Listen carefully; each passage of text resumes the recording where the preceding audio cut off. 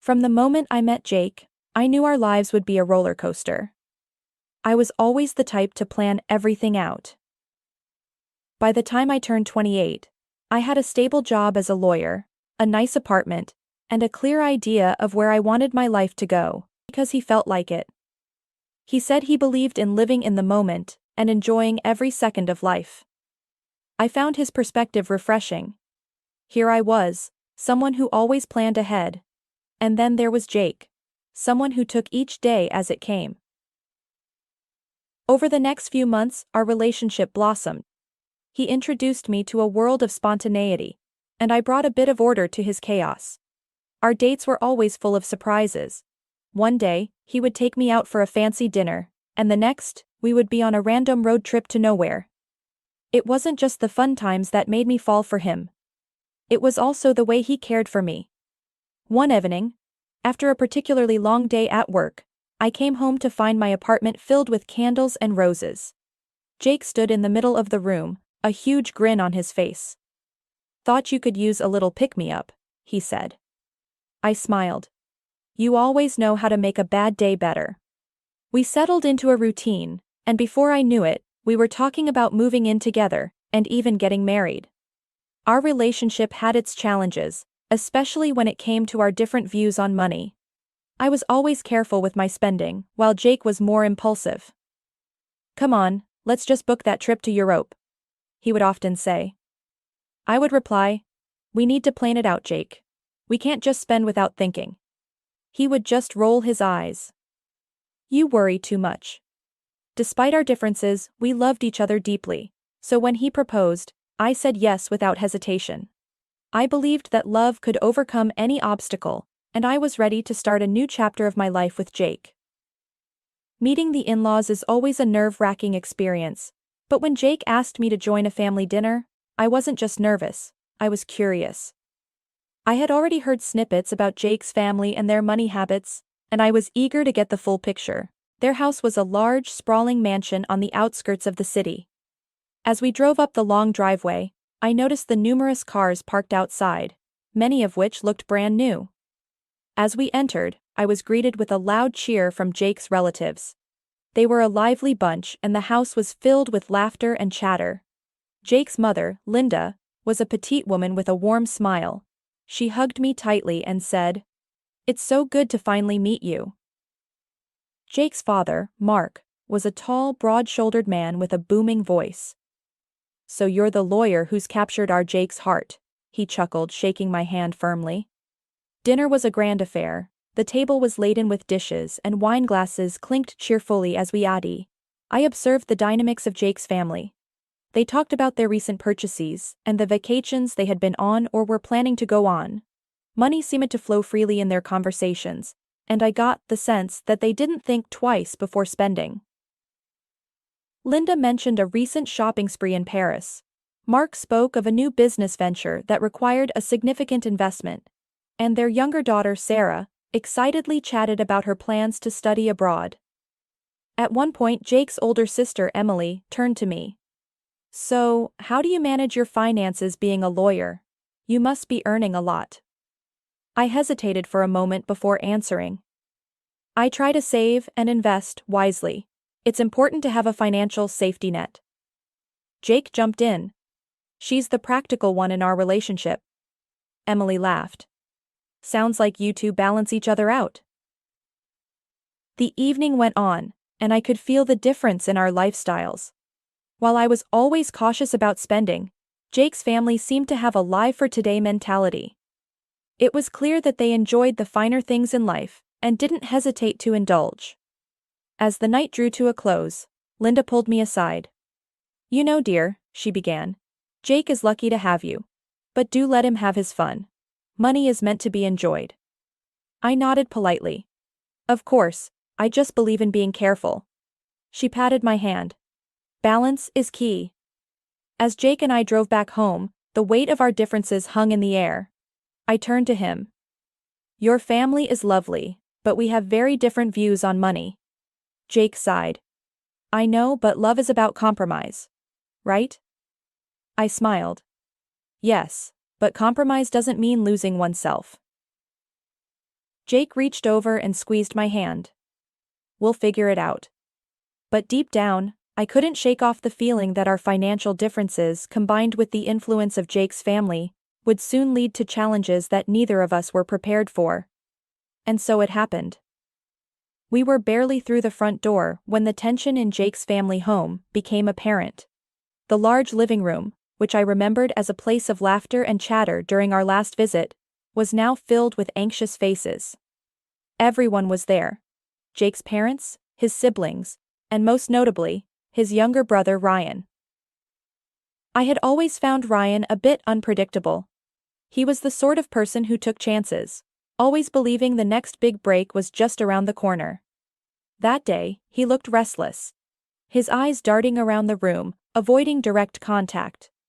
Without much preamble, Linda, Jake's mother, began. "Thank you for coming on such short notice. We have a serious situation on our hands." Ryan, with a sigh, came forward. "I messed up. I owe the bank $100,000. They're saying they'll take legal action if I don't pay soon." The room erupted in a flurry of questions and exclamations. Jake's hand tightened around mine. He looked more shocked than anyone. Mark, Jake's father, rubbed his temples. "Ryan, we always warned you about getting involved in those sketchy deals." Ryan snapped back. "I thought they were good investments." Seeing where the discussion might be heading, Linda tried to refocus the group. "The blame game won't help. We need to find a solution." Emily, Jake's sister, interjected. "Why don't we all chip in? If we pull our resources, we might cover most of it." Mark sighed. "Most of our money is tied up. We can't pull out that kind of cash right now." Then all eyes turned to me. I felt trapped, like a deer in headlights. I sensed what was coming next. Jake, squeezing my hand tighter, spoke up. "You've got savings, right? We can use that to help Ryan out." I looked at him in disbelief. Was he seriously suggesting this? Linda's eyes brightened. "Oh, that would be wonderful. Can you help, dear?" I tried to remain calm. "Jake, we've talked about being careful with our finances. My savings are for our future." Jake's face reddened. "This is family. Don't you care about my brother?" Ryan nodded. "Yeah, aren't we supposed to be family now? Or does money matter more to you?" Feeling cornered, I replied. "I understand this is a tough situation, but why should I hand over my hard-earned savings when there might be other solutions? Maybe I can help negotiate with the bank, work out a plan." Jake's voice grew louder. "This isn't the time for legal advice. Ryan needs help now." Linda chimed in with an edge to her voice. "We thought family meant something to you. Guess we were wrong." The room felt stifling, the weight of their expectations and accusations pressing down on me. I had hoped Jake would be my ally, but he seemed to have chosen his family's side. The meeting ended with no resolution. As Jake and I walked back to the car, I felt a chasm growing between us. The dawning light had always been a comforting sight, but this morning, its warmth was overshadowed by a chilling discovery. Glancing at my phone, I saw an alarming bank notification. My heart thudded heavily as I saw the staggering amount. $150,000 had been transferred out of my savings, and even more shockingly, it had been sent to Jake's account. Confusion and dread wrapped around me. This couldn't be right. Without hesitation, I tried calling Jakey, but he didn't answer. I sent a message. "Jakey, why is there $150,000 transferred to your account? We need to talk now." Time ticked by, and every silent moment only amplified my anxiety. He didn't respond. The swirling unease forced me into action, and I decided to confront him at his workplace. As I approached his office, I saw his empty desk. One of his colleagues, Sarah, looked up and said, "Looking for Jake? He's taken the day off, some personal matters," he mentioned. I muttered a thanks, my thoughts racing even faster now, with growing dread. I decided to go to his parents' place. Perhaps they knew something. Or perhaps they could get Jake to talk to me. The large wooden door of their house looked more imposing than ever. I knocked assertively. After a brief moment, Linda, Jake's mother, opened the door, just a crack. Her guarded expression told me she was aware of something. "I need to speak to Jake," I demanded. Linda glanced behind her, hesitating. "Jake isn't here," she replied. "Where is he?" I pressed. "He's taken a huge amount from our joint savings. I need answers." Her face remained passive. "I don't know about any money," she claimed, but her eyes darted away. "Let me in, we need to discuss this," I insisted. But instead of yielding, she firmly stated, "I think it's best if you leave," and shut the door in my face. The blatant act left me stunned. Standing there, I realized the gravity of the betrayal. They knew, and they were covering for him. The reception area of the police station was bustling. Uniformed officers moved to and fro, the hum of conversation punctuated by the ring of phones. I approached the front desk where an officer sat, looking engrossed in paperwork. "Excuse me," I began, my voice slightly shaky. "I need to report a significant unauthorized transaction from my bank account. It's my husband." The officer whose name tag read Perez looked up. Her eyes filled with understanding. "Take a seat," she gestured to the chairs nearby. "I'll call someone to assist you." Sitting down, my thoughts swirled. Was I really about to report my own husband? Before I could contemplate further, a tall officer approached me. "Mrs. Collins?" he asked. I nodded. "Yes, that's me. I'm Officer Daniels. Officer Perez informed me about your situation. Let's go to my office where we can talk." We walked down a corridor, and he gestured to a chair opposite his desk. As I explained the situation to him, I noticed his brows furrow in concern. "So you believe your husband took this money without your consent?" he asked. I nodded, swallowing the lump in my throat. "Yes, and his family seems to be in on it. They shut me out when I went to confront them." Officer Daniels jotted down notes. "Do you have any evidence of this transaction?" I pulled out my phone and showed him the bank notification and the message I had sent Jake, as well as his vague reply. Officer Daniels looked at the screen, his expression serious. "This certainly helps, but it's going to be a complicated case given that he's your husband. Do you wish to press charges?" Taking a deep breath, I responded, "Yes, I do. I feel betrayed and violated. I need to stand up for myself." He nodded. "I understand. We'll start the process. It may take time, but we'll support you every step of the way." "Thank you," I whispered, tears threatening to spill. Officer Daniels extended a comforting hand. "It's tough, I know, but you're doing the right thing. We'll get to the bottom of this." The courtroom was a daunting place, its high ceilings echoing the whispers of the people inside. Rows of wooden benches filled with friends, family, reporters, and strangers who had taken an interest in the case. The tension was palpable.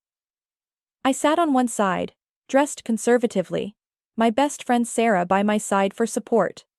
Across the room, Jake sat with his parents. He avoided making eye contact with me. The judge, a stern-looking woman with gray hair tied back neatly, cleared her throat, signaling the start of the proceedings. "Order in the court," she declared.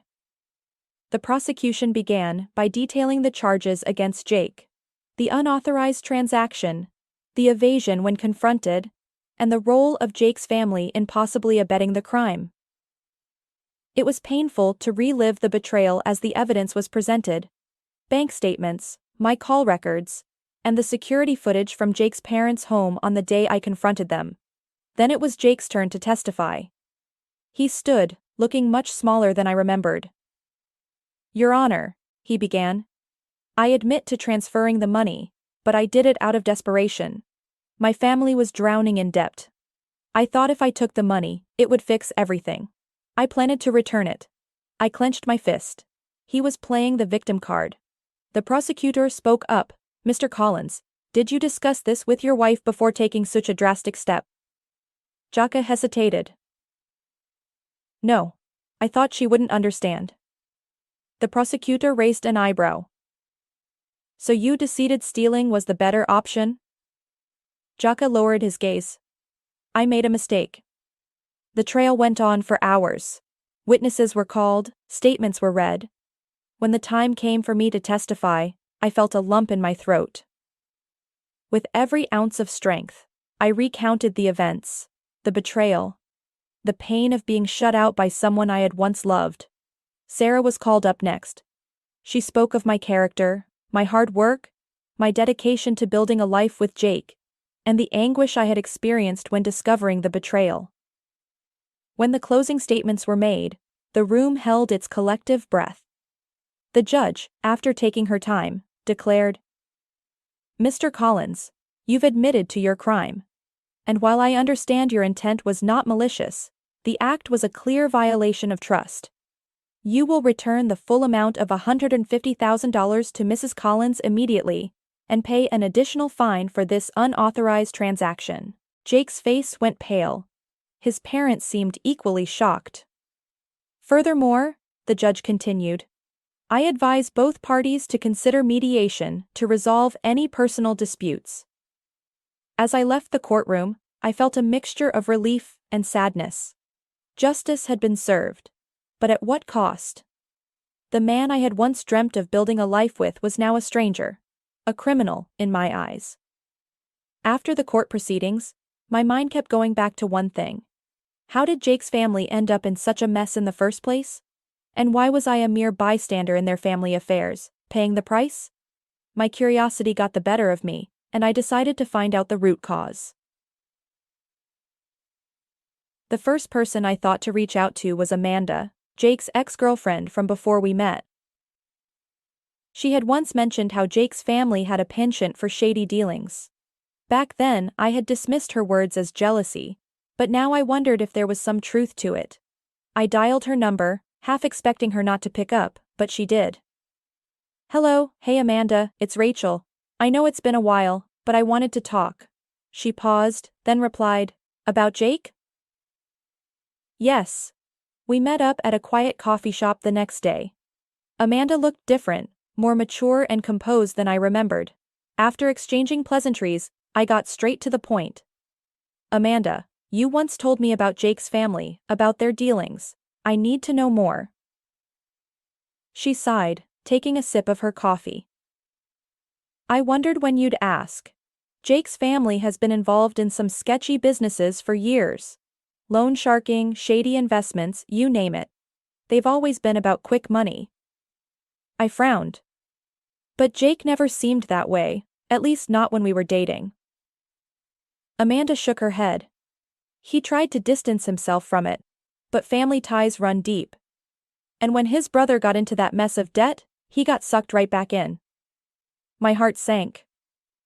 So, all this time? She nodded. He's been trying to bail them out. I warned you, remember? I saw the signs, the desperation, the sneaky phone calls, but you were too in love to see. I stared down, fighting back tears. I can't believe I was so naive. She reached across the table, squeezing my hand. You're not the first, and won't be the last. They're masters of manipulation. The conversation shifted, and I learned that Jake's brother had a gambling problem. The debts weren't from a failed business or medical emergency. They were from nights spent at underground gambling dens and high-stakes poker games. I thanked Amanda for her honesty and clarity. As I walked back to my car, everything made sense. The secrecy, the desperation, the betrayal. Jake's family was drowning. And in their desperation, they tried to drag me down with them. After the dust settled, one thing was clear to me. I needed to put the past firmly behind me. The first step was finalizing the divorce from Jake. It was a relatively quick process given the circumstances. My lawyer, an old friend from law school, ensured that it went smoothly without me having to face Jake again. One evening, after a long day at work, I met up with some college friends for dinner. Sarah, always the one with the latest gossip, leaned in, her voice dropping to a conspiratorial whisper. You remember Jake's brother, right? Heard he's been locked up for fraud. I raised an eyebrow. You're kidding. She shook her head. Wish I was. multiple counts of fraud and embezzlement. They say he'd been scamming people for years. Anna chimed in. And that's not all. Jake's parents' property seized and auctioned off to clear their mounting debts. I took a deep breath, processing the information. It's just sad.